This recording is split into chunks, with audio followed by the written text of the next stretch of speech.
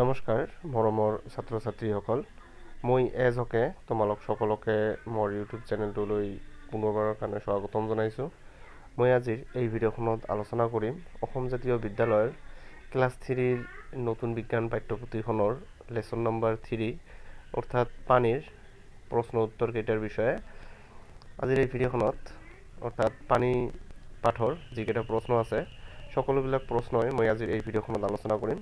তোমালোকে ভিডিঅ'খন স্কিপ নকৰি সম্পূৰ্ণ চাবা আৰু যদি বুজি পোৱাত কিবা অসুবিধা হয় তোমালোকে মোক কমেণ্টত জনাবা আৰু যদি ভিডিঅ'খন চাই তোমালোকক ভাল লাগে এটা লাইক কৰি দিবা আৰু যদি চেনেলটো প্ৰথমবাৰৰ কাৰণে চাই আছা চেনেলটো ছাবস্ক্ৰাইব কৰি বেল আইকনত ক্লিক কৰি অল নটিফিকেশ্যন সিলেক্ট কৰি ৰাখিবা যাতে মই যেতিয়াই নতুন ভিডিঅ'বোৰ আপলোড কৰোঁ সেইবোৰৰ নটিফিকেশ্যন তোমালোকে সময়মতে পাই যোৱা। যিয়ে নহওক আহাচোন আমি দেৰি নকৰি আজিৰ ভিডিঅ'খন আৰম্ভ কৰোঁ। আজিৰ আমাৰ প্ৰশ্নাৱলীৰ 1 নম্বৰ প্ৰশ্নত আছে যে বিশুদ্ধ পানীৰ দুটা গুণ লিখা। তোমালোকে লিখিবা যে বিশুদ্ধ পানীৰ বৰণ নাই আৰু বিশুদ্ধ পানীৰ সোৱাদ আৰু গন্ধ নাথাকে। তোমালোকে ক আৰু খ এনেকৈ দিও লিখিব পাৰা, অৰ্থাৎ এনেকৈ লিখিব পাৰা যে বিশুদ্ধ পানীৰ গুণ দুটা হ'ল ক নম্বৰ দি লিখিবা বিশুদ্ধ পানীৰ বৰণ নাই আৰু খ নম্বৰ দি লিখিবা বিশুদ্ধ পানীৰ সোৱাদ আৰু গন্ধ নাথাকে। ইয়াত পানী বানানটোৰ স্পেলিংটো ভুল হৈ আছে, ইয়াত পদ আকাৰ হ'ব। এতিয়া আমি 2 নম্বৰটো আলোচনা কৰিম, অৰ্থাৎ ইয়াত আছে কুয়া পুখুৰীৰ পানীত কিয় চূণ ফিটকিৰি ব্লিচিং পাউডাৰ দিয়া হয়। তোমালোকে উত্তৰত লিখিবা যে কুয়া পুখুৰীৰ পানীত চূণ ফিটকিৰি ব্লিচিং পাউডাৰ দিয়া হয় কাৰণ এইবোৰে বীজাণু কিছু নোহোৱা কৰে আৰু পানী পৰিষ্কাৰ কৰে। যে কিয় দিয়া হয়, এইবোৰে আমাৰ কি কৰে, পানীত থকা বীজাণুবোৰক মাৰি পেলায় আৰু পানীটো আমাৰ কি কৰে, পৰিষ্কাৰ কৰে। 3ত আছে যে পানী কিয় বৰ লাগতিয়াল বস্তু। তোমালোকে লিখিবা পানী সকলো কামতে লাগে। পানী আন জীৱ জন্তু গছ গছনি আদি সকলোকে জীয়াই থাকিবলৈ পানীৰ প্ৰয়োজন হয়। সকলো জীৱ জন্তুৱে পানী খায়, অৰ্থাৎ গছ গছনিয়ে মাটিৰ পৰা পানী শুহি লয়। পানী নহ'লে জীৱ জন্তু গছ গছনি একোৱেই পৃথিৱীত নাথাকিলেহেঁতেন। অৰ্থাৎ তোমালোকেও এইটো জানা যে পানী আমাৰ কাৰণে কিমান লাগতিয়াল। আমি যিকোনো কাম নকৰোঁ কিয় আমাৰ বহুতো কামত আমাৰ কি লাগে, পানীৰ প্ৰয়োজন হয়। মানুহৰ লগতে জীৱ জন্তু গছ গছনি আদি সকলোকে আমাৰ জীয়াই থাকিবলৈ হ'লে কিহৰ প্ৰয়োজন হয়, পানীৰ প্ৰয়োজন হয়। আৰু সকলো জীৱ জন্তুৱে আমি কি খায়, আমি সকলো জীৱ জন্তুৱে পানী খাওঁ আৰু গছ গছনিও মাটিৰ পৰা কি কৰে, পানী শুহি লয়। পানী নহ'লে কি হ'ব, জীৱ জন্তু গছ গছনি একোৱেই পৃথিৱীত নাথাকিব। 4ত আছে যে আমি পানী ক'ৰ পৰা পাওঁ। তোমালোকে লিখিবা যে পানী আমি বৰষুণৰ পৰাও পাওঁ। 5 নম্বৰত আছে বৰষুণৰ পানীবোৰ কলৈ যায়। উত্তৰত লিখিবা যে বৰষুণৰ এভাগ পানী মাটিত সোমাই আন এভাগ মাটিৰ ওপৰেদি বৈ যায়, অৰ্থাৎ এই পানী বৈ গৈ কি কৰে, খাল পুখুৰী নৈ বিলত আদি পৰেগৈ। 6 নম্বৰত আছে যে সাগৰত পানীৰ পৰিমাণ কিয় বেছি। তোমালোকে লিখিবা যে বৰষুণৰ এভাগ পানী মাটিত সোমাই আন এভাগ মাটিৰ ওপৰেদি বৈ যায়।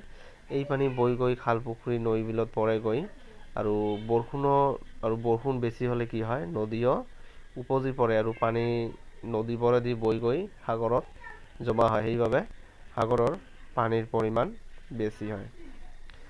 7 নম্বৰত আছে মাটিৰ তলৰ পানী আমি কেনেদৰে ব্যৱহাৰ কৰোঁ। আমি উত্তৰত লিখিম যে মাটিৰ তলত পৰিষ্কাৰ পানী পোৱা যায়। কুয়া দমকল পুখুৰী আদি খান্দি মাটিৰ তলৰ পানী ব্যৱহাৰ কৰা হয়। যে তোমালোকে ডাইৰেক্টলি এনেকৈও লিখিব পাৰা যে কুয়া দমকল পুখুৰী আদি খান্দি মাটিৰ তলৰ পানী ব্যৱহাৰ কৰোঁ। 8ত আছে অপৰিষ্কাৰ পানী কেনেকৈ বিশুদ্ধ কৰিব পাৰি। তোমালোকে লিখিবা যে অপৰিষ্কাৰ পানী ফিল্টাৰ কৰি উতলাই আৰু পানীত মাজে সময়ে চূণ ফিটকিৰি ব্লিচিং পাউডাৰ মিহলাই পানী বিশুদ্ধ কৰিব পাৰি। তোমালোকে এই এনচাৰটো এনেকৈও লিখিব পাৰা, এতিয়া তোমালোকে যিটো ডিছপ্লেত চাই আছা এনেকৈও তোমালোকে এইটোৰ উত্তৰ লিখিব পাৰা, নহ'লে মই কোৱাখিনিও লিখিব পাৰা। ইয়াত 9 নম্বৰত আছে কলহ ফিল্টাৰ এটাৰ বৰ্ণনা কৰা, অৰ্থাৎ আমালোকৰ ভিতৰত হয়তো বহুজনৰে কাৰ নহয় কাৰ আমি কলহৰ ফিল্টাৰ আমি ব্যৱহাৰ কৰোঁ।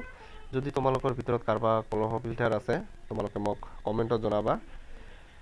আমি লিখিম যে কলহ ফিল্টাৰৰ দ্বাৰা পানী বিশুদ্ধ কৰিব পাৰি। প্ৰথমতে কলহটোৰ তলত এটা সৰু বিন্দা কৰি ল'ব লাগে। কি কৰিব লাগে, তোমালোকে এইটো ঘৰত তোমালোকে বনাই ল'বা। প্ৰথমতে কি কৰিবা, কলহটোৰ তলত এটা সৰু বিন্দা কৰি ল'বা। তাৰপিছত কলহটোত কোপা দিব লাগে। তাৰপিছত কোপাহৰ ওপৰত কপাহী কাপোৰ এখন পাৰি দিব লাগে। যে কি কৰিবা প্ৰথম তাৰপিছত কলহটোত কোপা অলপ দিবা। তাৰপিছত কি কৰিবা কোপাহৰ ওপৰত কপাহী কাপোৰ এখন পাৰি দিবা। তাৰপিছত বালি আৰু বালিৰ ওপৰত এঙাৰ দিব লাগে। কি কৰিব লাগে তাৰপিছতে বালি আৰু বালিৰ ওপৰ ভাগত কি কৰিব লাগে এঙাৰ দিব লাগে। তাৰপিছত কলহটো এডাল ষ্টেণ্ডত থৈ তাৰ তলত পানী ধৰিব পৰাকৈ এটা পাত্ৰত হ'ব লাগে। তাৰ তলত কি কৰিবা এটা পানী ধৰিব পৰাকৈ এটা পাত্ৰ থৈ দিবা। তাৰপিছত ওপৰৰ কলহটোত পানী বাকি দিব লাগে অলপ সময়ৰ পিছত দিবা। তাৰপিছত ওপৰৰ কলহটোত পানী দিব লাগে। অলপ সময়ৰ পিছত কলহটোত কি কৰিব টুপ টুপকৈ পানী পৰিব আৰু সেই পানীখিনি বিশুদ্ধ পানী হ'ব। সেইটো আমি ডাইৰেক্টলি খাব পাৰোঁ। এতিয়া আমাৰ 10 নম্বৰত আছে পানী খোৱা পুখুৰী কেনেদৰে পৰিষ্কাৰ কৰি ৰাখিব লাগে। আমি উত্তৰত লিখিম যে খোৱা পানীৰ পুখুৰী পৰিষ্কাৰ কৰি ৰাখিব লাগে। পুখুৰীৰ দাঁতিত গজা ঘাঁহ বন চিকুণাব লাগে। কি কৰিব লাগে পুখুৰীৰ দাঁতিত যদি আমাৰ ঘাঁহ বন গজে সেইবোৰ আমাক কি কৰিব লাগিব চাফ চিকুণ কৰিব লাগিব।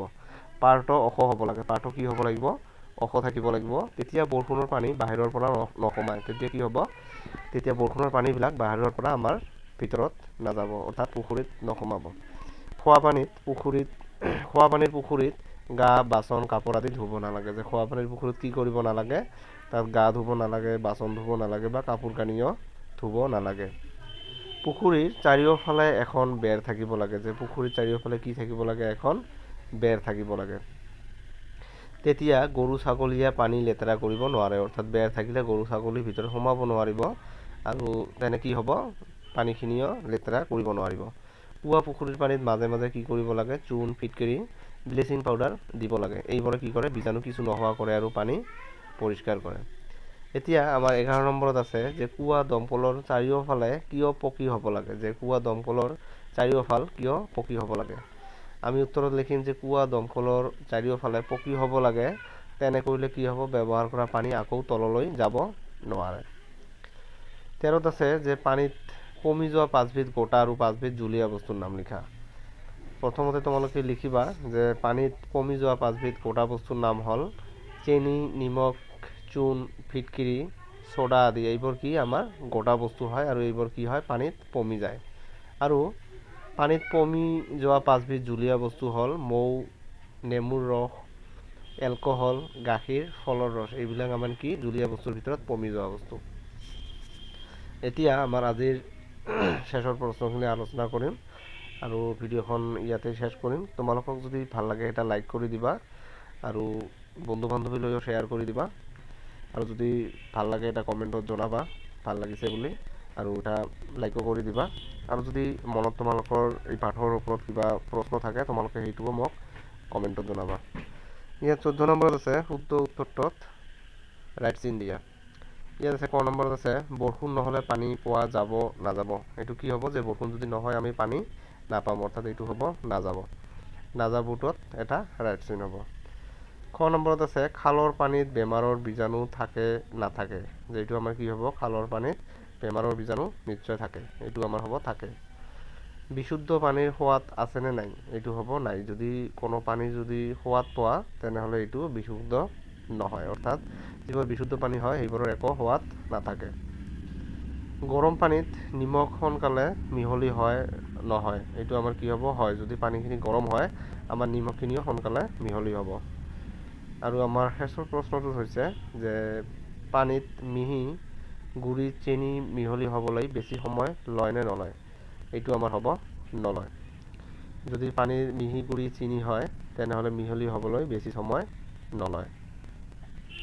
আশা কৰোঁ তোমালোকক ভিডিঅ'খন চাই ভাল লাগিছে আৰু তোমালোকে মোৰ ভিডিঅ'খন শেষলৈকে চোৱাৰ কাৰণে ধন্যবাদ জনাইছোঁ।